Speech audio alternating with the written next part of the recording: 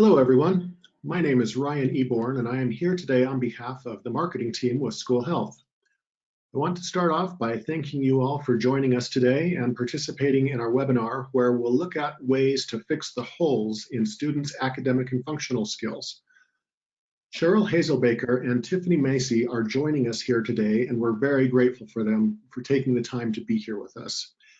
Combined, they have over 52 years of experience working with students who have differing abilities.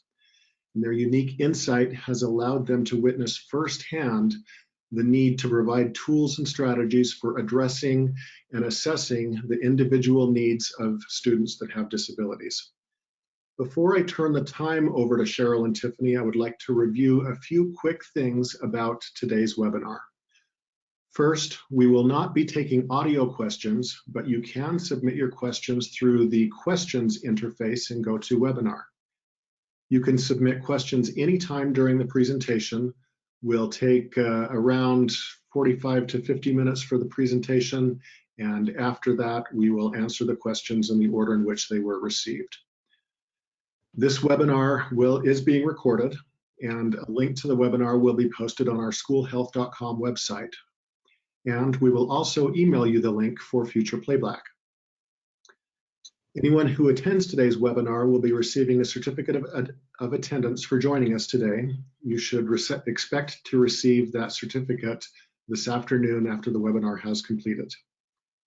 And lastly, if you are having technical difficulties with the audio or visual portion of today's webinar, please call GoToWebinar directly at 855-352-9003. Again, the number for GoToWebinar is 855-352-9003. And now we will turn the time over to Sheryl and Tiffany. Okay. All right. Thank you so much. Yeah, thank you, Ryan. Okay, I'm Sheryl Hazelbaker with OATECA. And I'm Tiffany Massie with OATECA, and we're so excited that you're here today. Absolutely. So we're going to talk about identifying holes with our functional skills assessment, and then how that drives the development of an individual education plan and drives everything for students. So with that, let's just get started. Get on. So we created our OATECA program out of a passion for the 1%, which are our students with significant disabilities.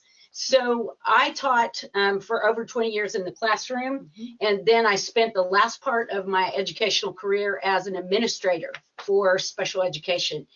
And I wanted a product that I would be able to put into place in every one of my classrooms in my district, so that all of my teachers were using the same curriculum.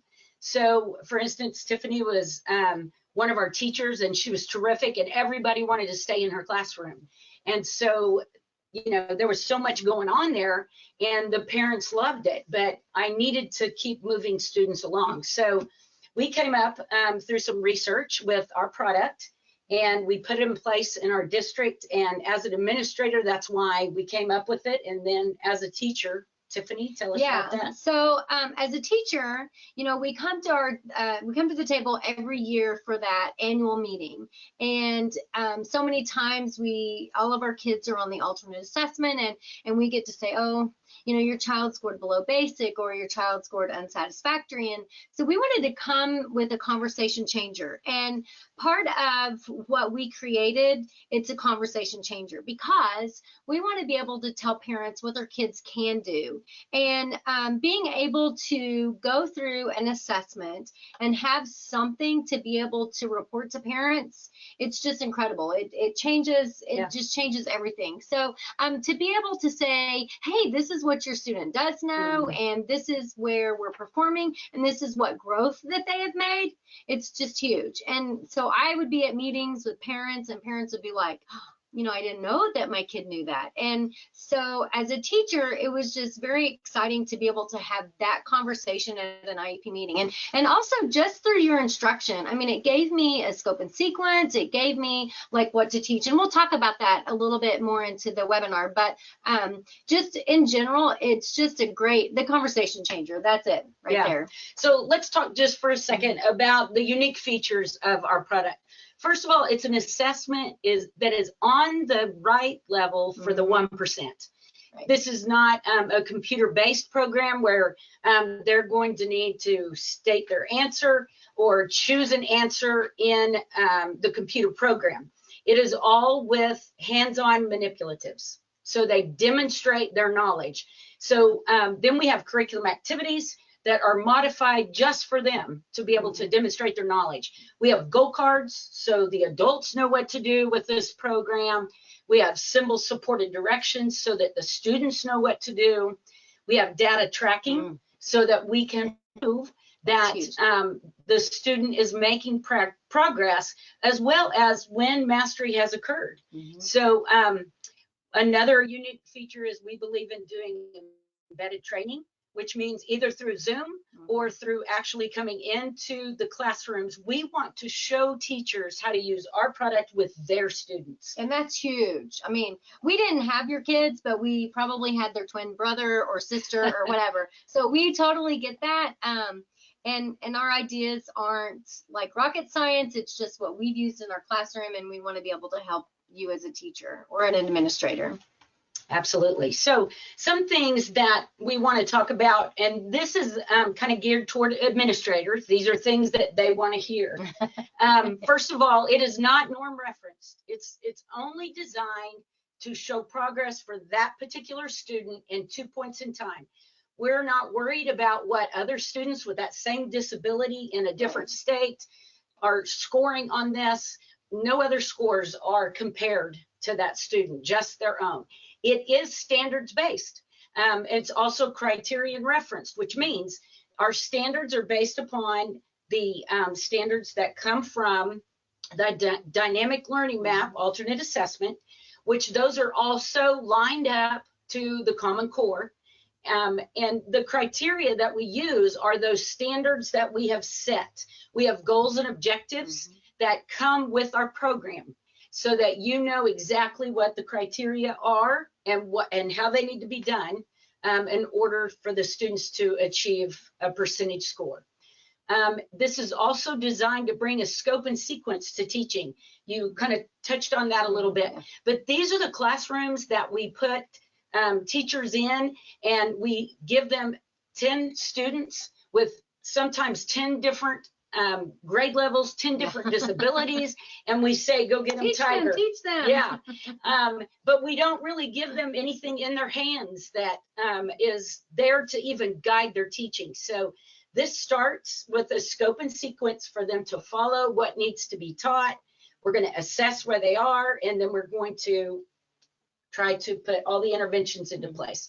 And we do address 3 areas. So we have academic, self-help, and job training geared towards that 1%. Okay. So if you were to purchase our product, this is a picture of just like everything that you would get. So you get this whole like awesomeness of stuff. And as a classroom teacher, it is like amazing because it's turnkey ready, which means you can use it tomorrow if you bought it today. So this right here is our assessment, and we will go into that individually here in a minute and talk a little bit more specifically about what that means. So here's the assessment. Then these 2 black attaches, this is our curriculum activities part. And so everything that you have will be in there. Everything is labeled. And then we also have what we call our Mary Poppins bag. Exactly. Which is our, like, it just, you pull stuff out and it just keeps going and going and going. So we're going to focus on that too as we progress. But it's just full of a lot of good nuggets of materials. So then we have here our self-help and job training piece. So this is what we have for our curriculum activities for that, and we'll talk about that as well. And then this is our task box system, which we did not create it. That's part of the Teach program, and there's probably a lot of you teachers out there that have used that or are using that. And so we don't like to work smarter, or harder. We like to work smarter. I thought you were going to say we like to work harder. That is not true. No, we don't like to work harder. We want to be smarter. And so we take this system and then we show you how easy it is to be able to seamlessly have your kids working on various skills throughout the day. So if you're not using a task box system, we can kind of show you how that would be beneficial. So you get one classroom set for a student, so you would get 5 of those, and then these are just some objects and some fun things. But we'll talk about all of this as we progress, but just a nice little picture of everything that you get from your kit purchase. And that leads us right into the assessment. Okay, so what we love about our assessment is everything you need to give that assessment is right in this box. Okay. The first 12 skills that are on our assessment, which, by the way, we start with skills like, can the student make eye contact with the teacher? We want every student to be able to get a score on there somewhere. So we start low. So the first 12 are things that you can observe about the student. And then starting at 13, it is already created for you, and it's already in this nice box that confines it all, and it's nicely marked in our medical grade bags that are everything you need is right there. So what do we have? What are we assessing? We're going to assess reading skills, math, beginning writing, self-help, and job training. So those are the areas, so we get a nice round picture for our student, and then it comes with the notebook. So in our notebook, when you purchase this kit, everybody gets digital access to these documents, okay? So we would create a Google folder and we would share that with you. And we just kind of encourage you to do a notebook for each one of your kids. And we're going to tell you and share with you what we used in our classroom. If you already have something, then you're going to want to work smarter, not harder. Yeah, I got it right. You got it right. That's right. Good job. You're going to want to work smarter, not harder. So use what you have. But if you don't already have a system in place, this is really awesome to be able to keep everything organized. So you're going to want to have a notebook for each one of your kids. And inside of the notebook is where you're going to have, we start off with a master list. So right here is a master list of everything that you're going to find whenever you assess. So this is where you'll put your holes that you identify. And then here you're going to have a copy of the protocol. So you'll want the protocol in here. Then behind this next tab, you'll want to have all of the goals and objectives. So that's so important, and we'll discuss that as we go through on how you score everything. And you need to know what your objective you're working on, what goal you're working on. So this is why you're going to want to keep that kind of close.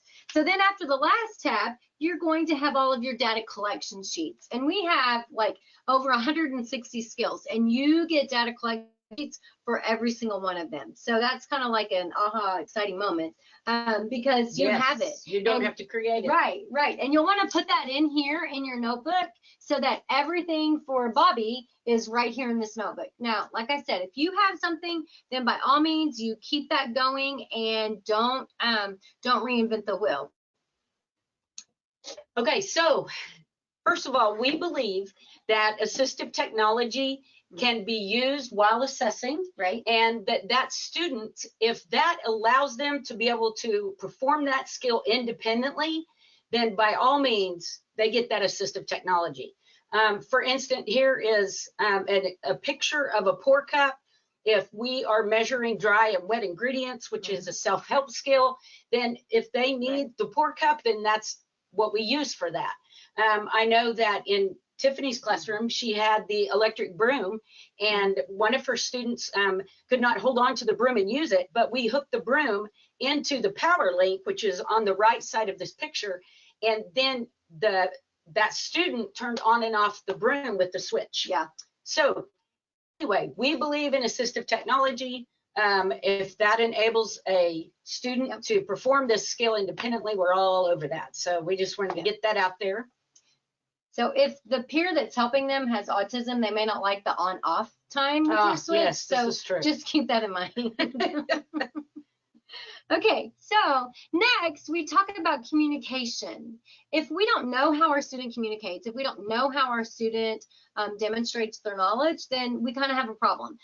So it's so important to know, you know what, this is how my student communicates. They may communicate through eye gaze, or they may communicate through pointing, or they may actually have vocalizations that they can communicate with words, and that's great. But a lot of times when we're talking about our 1%, we don't really have all of those attributes. So just think about how does my student communicate? So this core communication, it's amazing.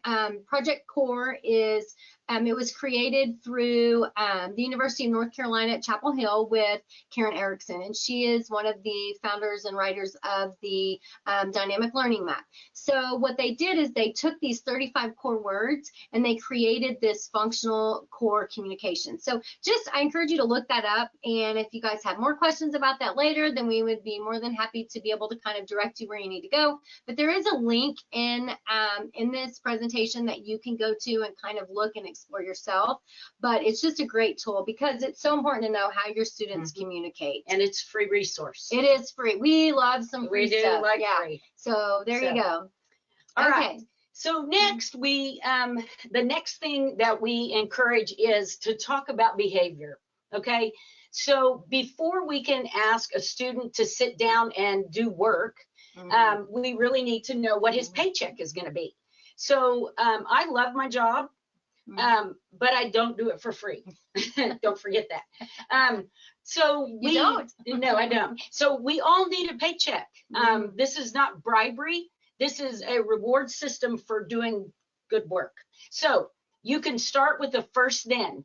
First, we are going to sit here and work, and then you're going to get a break. This is very powerful to our students that are just learning to communicate, to provide these symbols with what we are saying. Right. Okay. Then from there, you can work on stretching it out a little bit through a I am working for board. So you pick the paycheck. In this instance, it's an iPad that they chose. You put that symbol up there.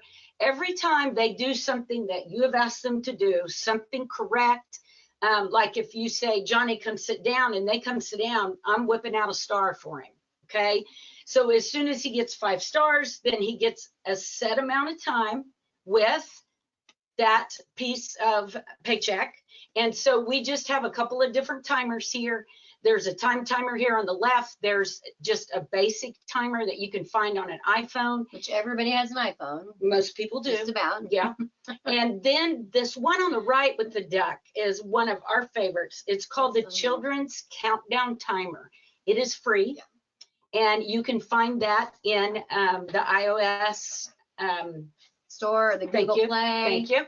Yeah, and there you go. You can put that in there and download it for free. And you can set it to 10 seconds up to minutes that you want the child to be working. When it goes off, then he knows how long he has to have his paycheck, or even use the timer with this is how long we're going to work. Right. And then you get your break. So preferred or not preferred activity, timers still are great things. Yeah. So those are just a couple of our favorite tricks to talk about.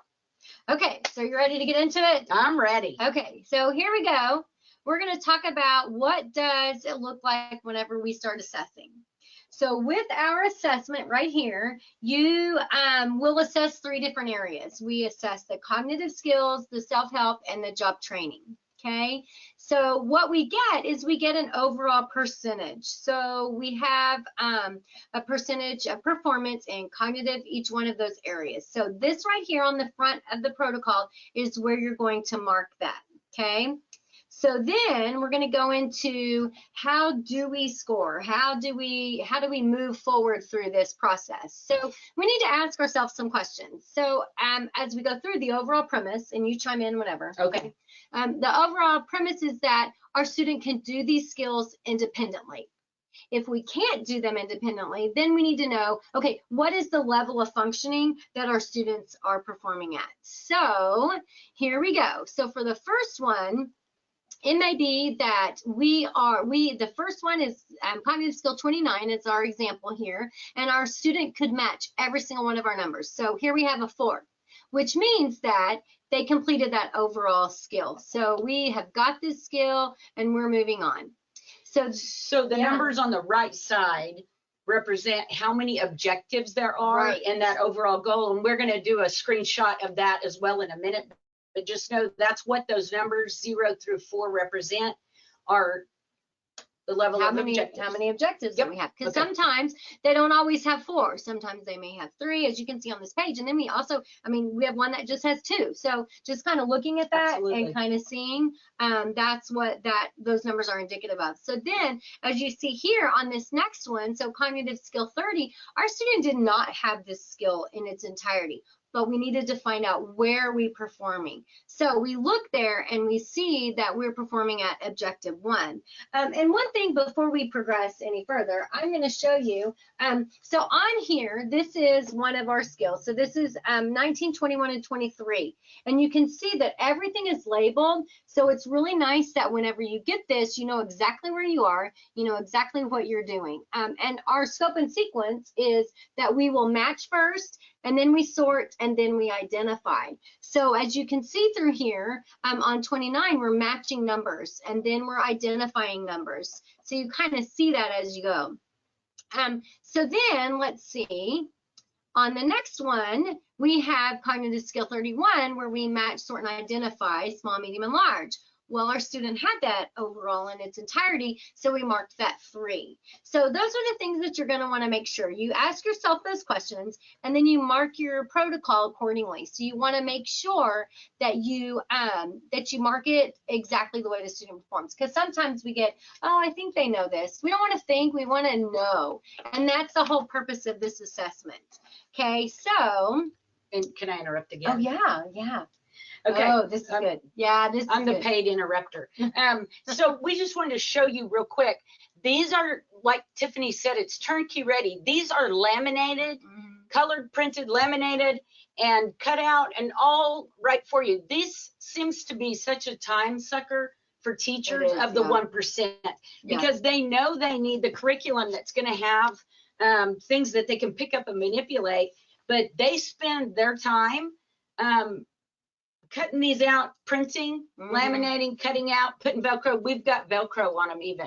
Yeah. Okay, so these are really ready. So I'm pretty sure I just heard somebody sing opera somewhere in America right now. Yeah. Oh, that was no, not you. She hates it when I start singing, so we're gonna move on. Oh, please. Well, maybe we'll knock their socks off before we finish. Okay. Right. So here we have some more skills, and whenever we go to look at how do we score this assessment, we only give a point if the student knew that skill in its entirety. So if we look here on this particular one, our student knew this because we obtained the highest number, which means the highest goal, and it's where we are. So we're performing at that one right there, which is a 1 point, not 4 points, but 1 point. And here on 31, we know this skill in its entirety, so we get yet another point. So now we're at 2. I'll help you. Thanks. So here we have another skill that we knew in its entirety. So on this particular page, we had 3 points. Yeah. 3 skills. There we go. So we take that 3 and we're going to use that, and we add every single page, which this document that we have like just a screenshot for is how many pages? 22 pages. Yeah, so it's 22 pages. So you see we have lots of skills.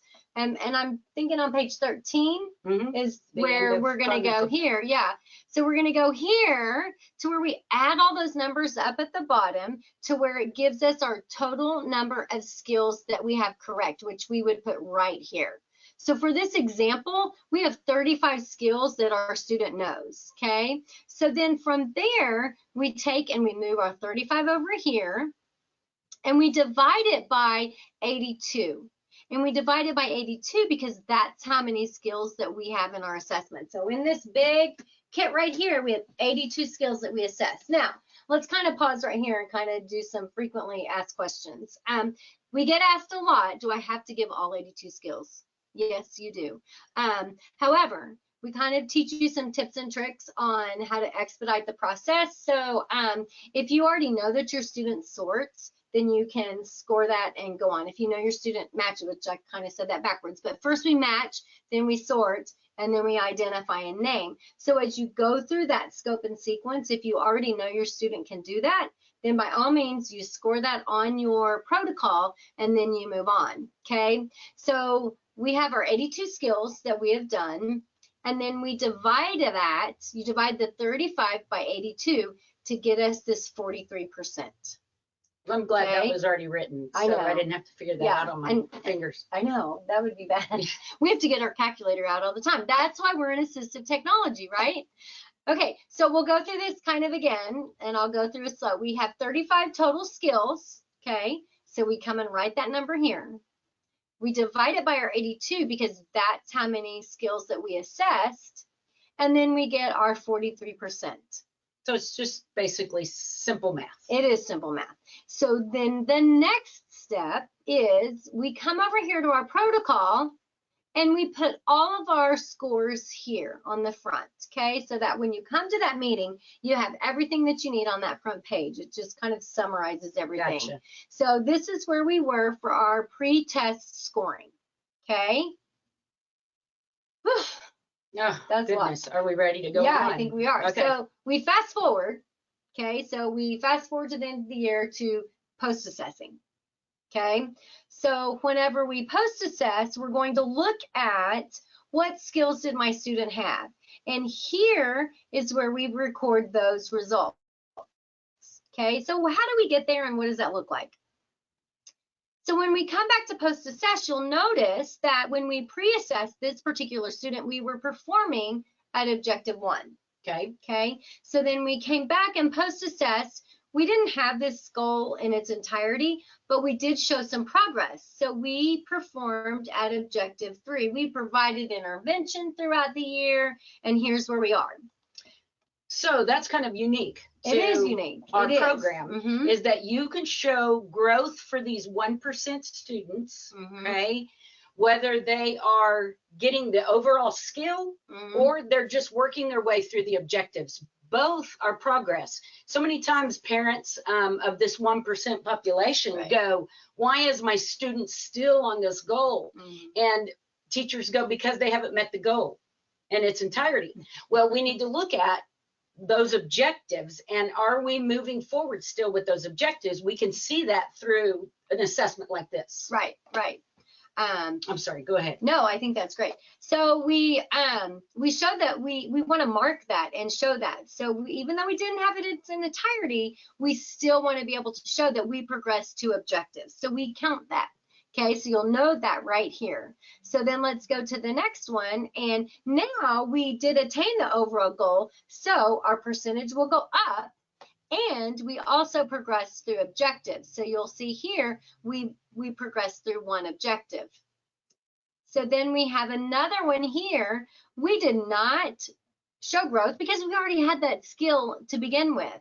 So you'll notice that on this particular box, we don't have anything, okay? So what we want to do is we want to go through and we add all of those boxes. And whenever we add all of those boxes, we record that on the front of our protocol to indicate all of these skills progressed. So if you'll notice, let's kind of take some facts here. Okay. So for the cognitive area, we were at a 43% pre-test. Then we post-test at 44%. But once again, we're talking that 1% anyway, but we only moved up 1%. So what does that 1% of growth look like? Well, it looks like 51 skills in the cognitive area, okay?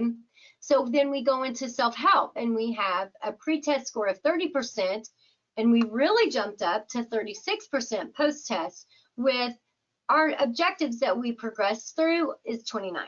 Okay, once again, on our job training, we were at 24 for pre-test, and then we were at 29 for a post-test, and then we progressed through 15 different objectives. So you see, we show growth, just like Sheryl was saying, a couple of different ways. You're going to increase in your percentage, and you're going to show progress through the objectives that you are progressing through.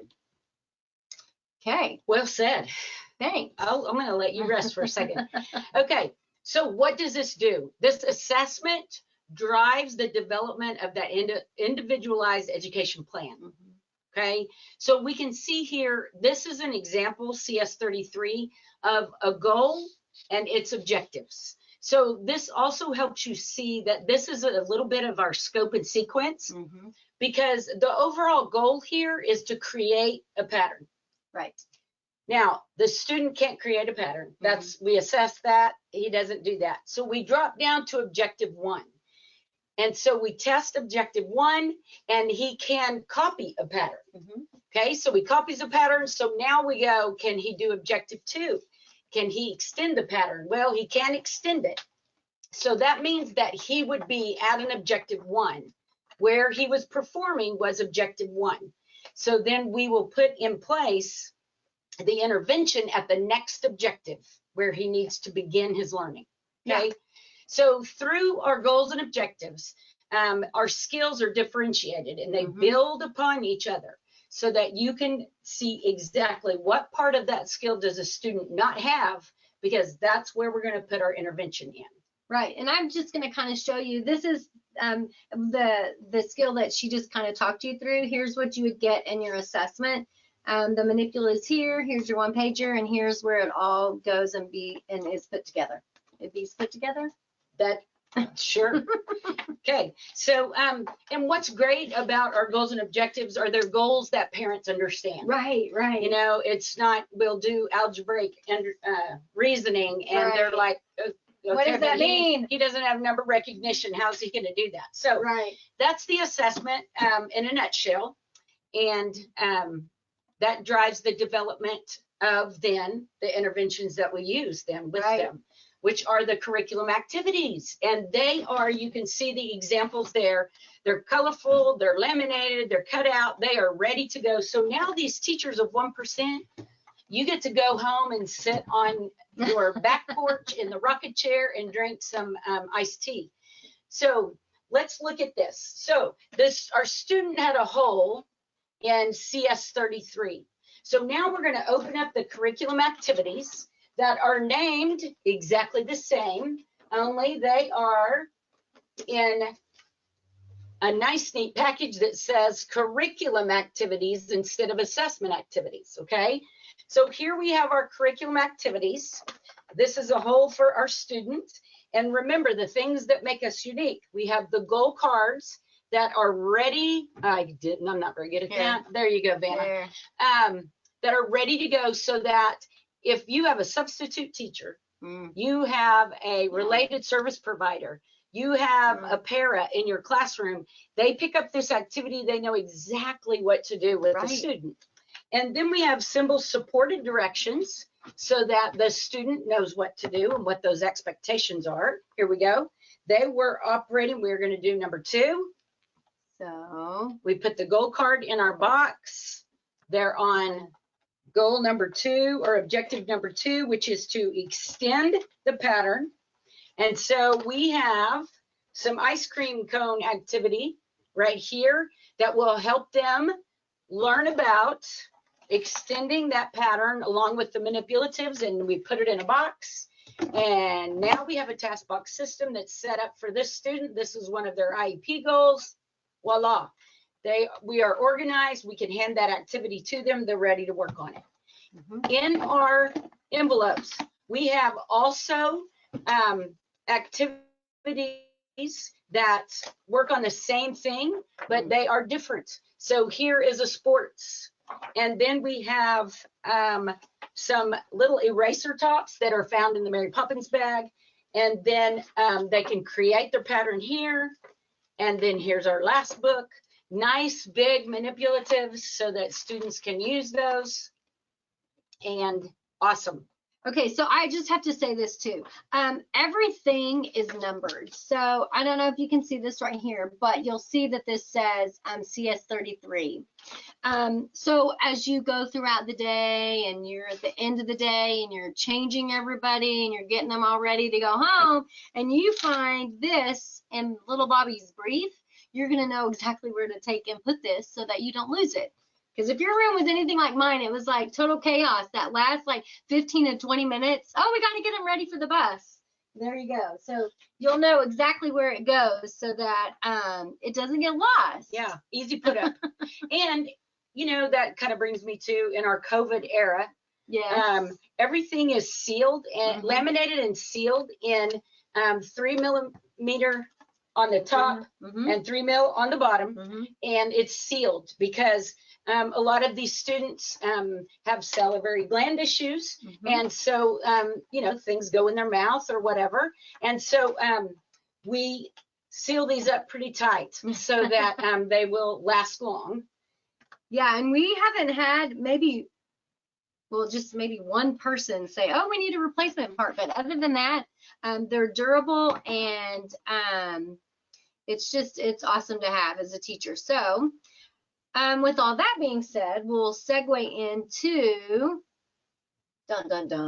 data collection, which this one's kind of hard. I mean, realistically, whenever we go into classrooms, this is where teachers are always like, I just get overwhelmed. This is so hard. I can't get this piece in. And we've been there, so we know. And for me, it was hard as well. But on the flip side, we know our kids. I was at a 5th, 6th center whenever I ended in the classroom, and I knew like it just, data is so important, but it is so hard. But I had my kids for about 3 years, and we know our kids. And so it's like the more that you have them, in some smaller districts, you may have your students for 4 and 5 years. I know Sheryl was at the high school, and she called it the black hole because that's where everybody ended up and waited until they were 21 or 22. And so it's like we know our kids. So in a court of law, if we say, you know, I know they have that, and that's a skill that, you know, I think I know that they understand it, or whatever the conversation is, it's still our opinion. And while we are the experts in our area, we know our kids, we are the expert, we need to make it a fact. And so without putting it on paper, it isn't a fact. So that's why we really try to teach, how can we help you with data collection? How can we teach you and show you how to put this into place so that you use it every single day? And not only just to have it to make it a fact, but to be able to drive your instruction and navigate through your instructional day. So I think, I think that one thing is that we leave kids on these goals for a long time, and they're like, well, I think they've mastered it. So we put the mastery statement for our program is at the bottom of every one of our data sheets, so that everybody's clear about when does mastery occur. So anyway, go ahead. Yeah, so whenever we're doing our data collection, first of all, we have to know, where are we starting? So if you'll notice right up here, we're starting at objective 1.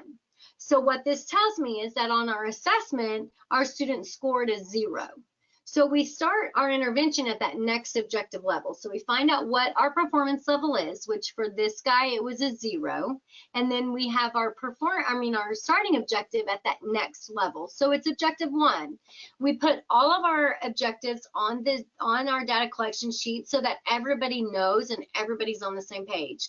I don't know, my room was kind of a revolving door. So I had OT, I had PT, I had speech, always coming in and out. And I didn't have time to be able to tell them everything of where every single one of my 10 kids were. So at the beginning of the year, I just kind of established the procedure of, here are the data collection books. Here's where everybody is. So at any point, you can come in and you can look and you can go, oh, this is where little Bobby's working, or this is where little Susie's working. And so they would know, and they could just segue right into whatever their therapy session was going to be for that day. So just know we've got to make sure we mark where we're starting with this objective. So then we look at our mastery statement is that we have 80% or greater for 3 consecutive data entries, okay? So what exactly does a data entry look like? Well, here we have a data entry, and we have our goals written that our student will perform 100% 4 out of 5 trials. So this right here was our first trial. Okay, so we started it in August and we were independent, yes, and we're starting on objective 1. Trial 1, our student did not get. Okay, so then we come in here and we go into trial number 2, and look, our student got it. So we mark a no-go with our slash, and then if they get it, then we circle it. So you'll notice that through this particular data entry, our student performed at 60%. Okay, so then we go and we want to see where we're at 80% for our first time. Then we're at 80% our second time, and right here you see we scored 100% for that third time, which means that we met mastery. So we are good to go on this one, and we mark it down here on our data collection sheet. You know what? We mastered objective 1 on August 24th, and then you come back that next day on August 25th, and you start your next intervention on objective 2. So you can kind of see how now our opinion, because we know our kids so well, has become a fact. And then if we ever were to go to a court of law or had to sit on some kind of a legal stand, we would know, you know what, here's where my student was performing, and I have the data to show that. So just, I encourage everybody to really make this an initiative to be able to improve in that data collection area. And we also give you the prompt hierarchy. Right. Because a lot of our 1% students are not independent at the beginning. And so we have to start with the prompt hierarchy, and we show progress by fading those prompts. Okay, so our most involved prompt is full physical, which means you are going to be fully physically hand over hand. We call this errorless teaching. So you are going to be guiding the student to the correct answer. And so that's very intrusive, okay? Then we want to back down then and go through partial physical, which means we're going to partially touch them and guide them. Then we have a gesture, and then finally a verbal prompt. So we can show progress by going through the prompt hierarchy. So we have some, we don't have to go to them, but we have links on the left here in our presentation that you will be receiving, and that is our OATECA YouTube. Thank you. YouTube channel. I wanted to say TikTok. I knew that wasn't right. Oh yeah, no, We're we too don't do old TikTok. for TikTok. Okay. Yeah, we are. Yeah. Anyway, so you can follow us. Facebook. Yeah, that's true. So you can follow us on our YouTube channel, and we have teaching videos for parents, but we also have these prompting videos that is great for a parent or a related service provider or your parents to go through and see, oh, that's really what that kind of prompting looks like. Right, right. So. Okay, so now we get to move into our self-help and job training. So I'll pull those out while you talk. Okay, so what we did here was we analyzed all of our tasks for self-help and all of our tasks for job training. And I'll tell you why we did this. I taught in the high school. And so I had this brilliant idea that I was going to take my class down and we were going to wipe tables between the lunch time or the lunch periods. So I take my 10 kids down and we're showing them the cafeteria tables. And I said, okay, Freddie, why don't you run over there and bring me that rag out of that dish pan and I'll show you how to wipe. Because I'm thinking, you know, up, down, to the side, put the crumbs in. And I thought, that's what I was thinking.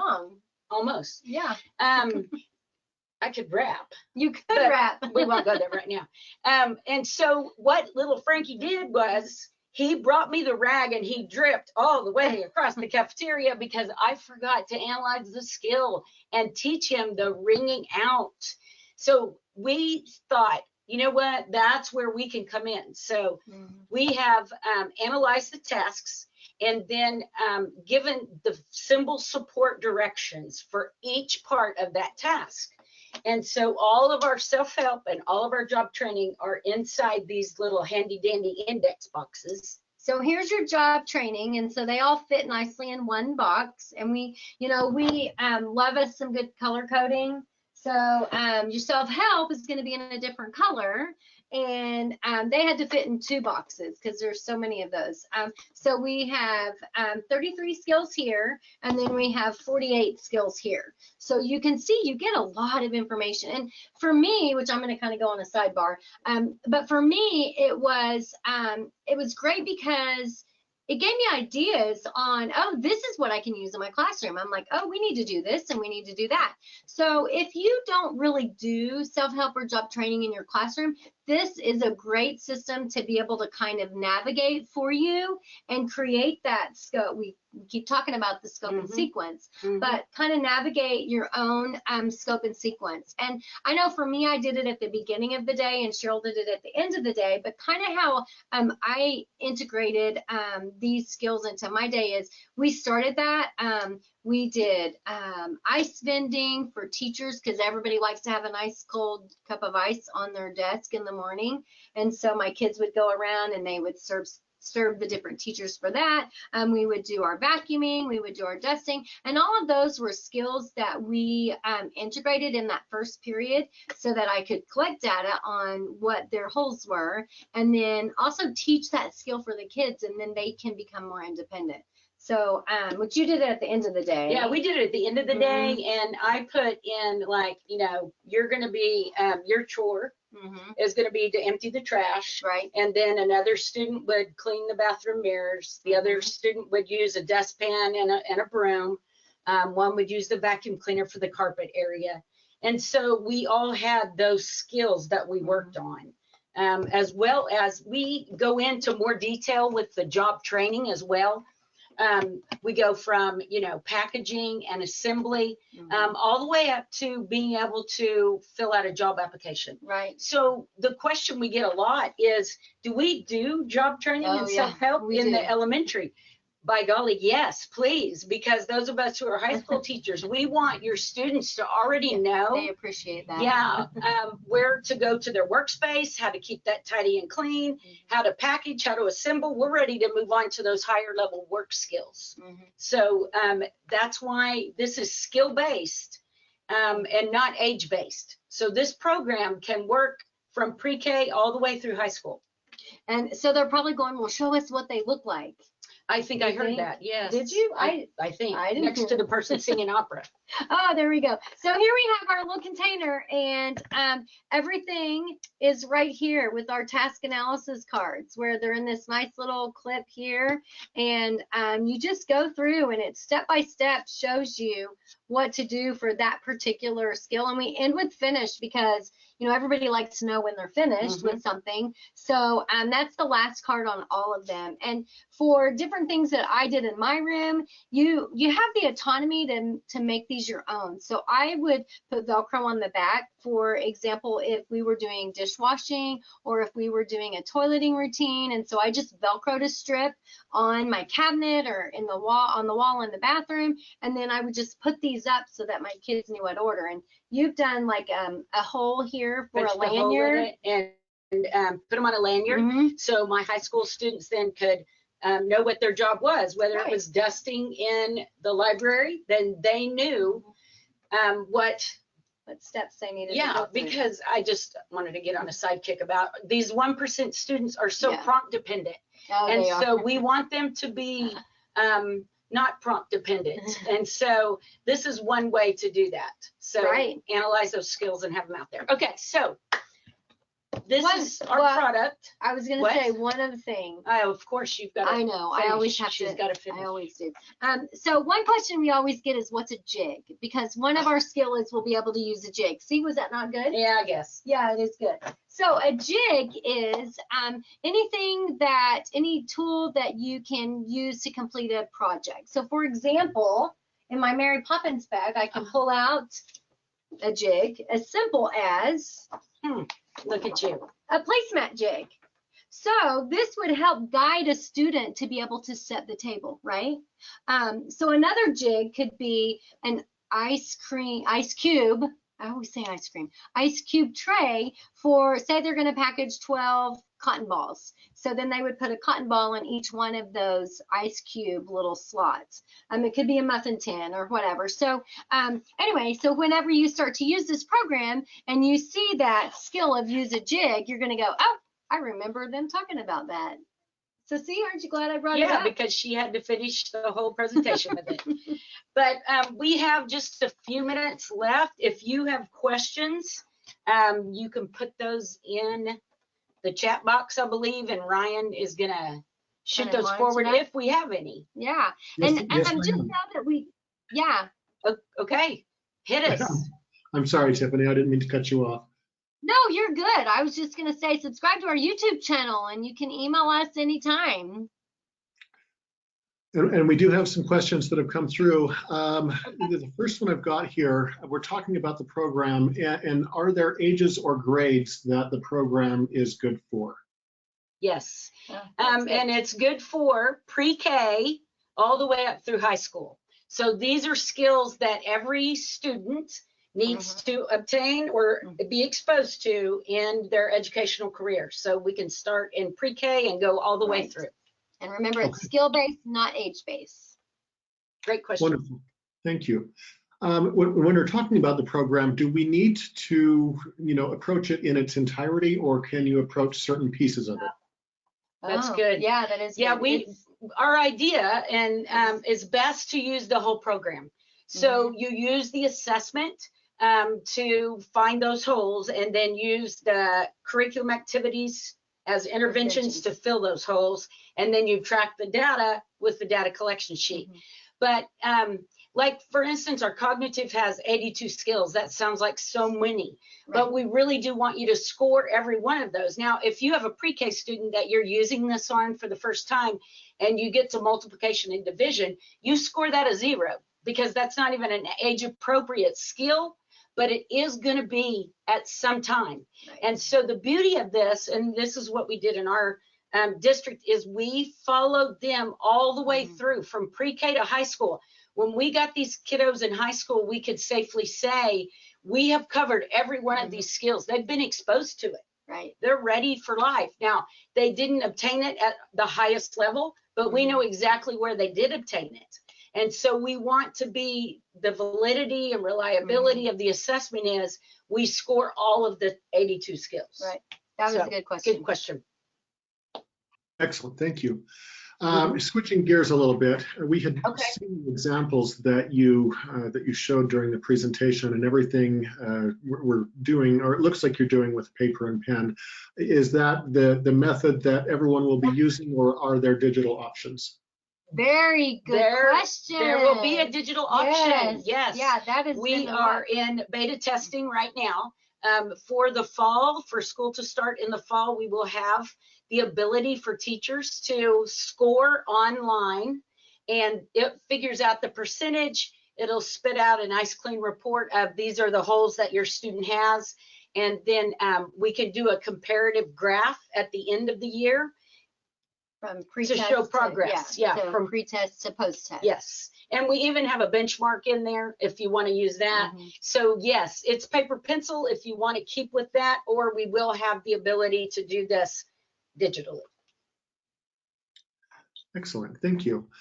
Talking about the manipulatives, I think that those are in your Mary Poppins bag. Yes. They're all over. What happens if one of those gets lost or damaged? That's a great question.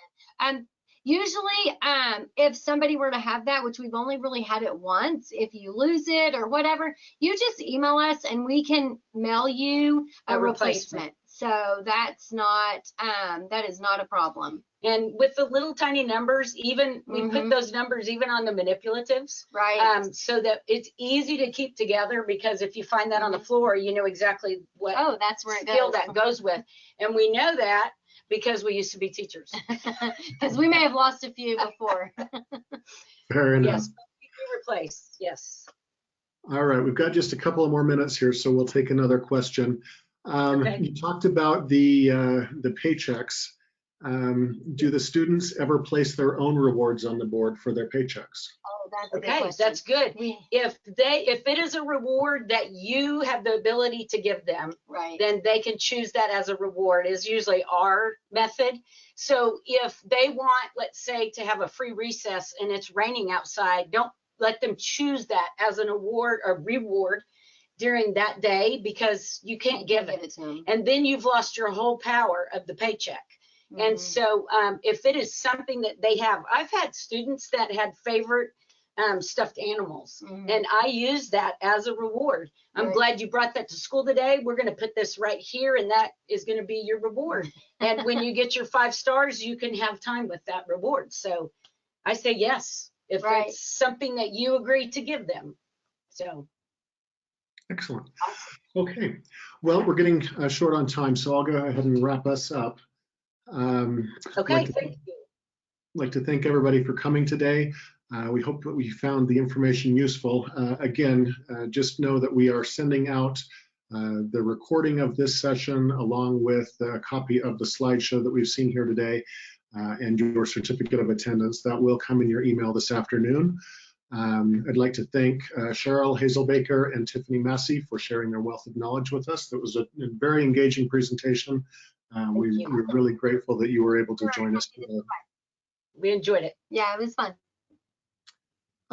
For everyone on the line, after you exit the webinar, you'll see a survey window. We would ask that each of you please take a moment for this brief survey. I think that there are 5 questions, so it doesn't take too long. But just let us know, if you've liked what we've done here today, or if you feel like we could have done something better, please give us that feedback so that we can continue to improve these presentations as we go on. And that will wrap us up. Thanks again, everyone, for joining us today. Thanks, Sheryl and Tiffany, for your efforts here. And Thank you. have a great day, everyone. All right. Bye-bye.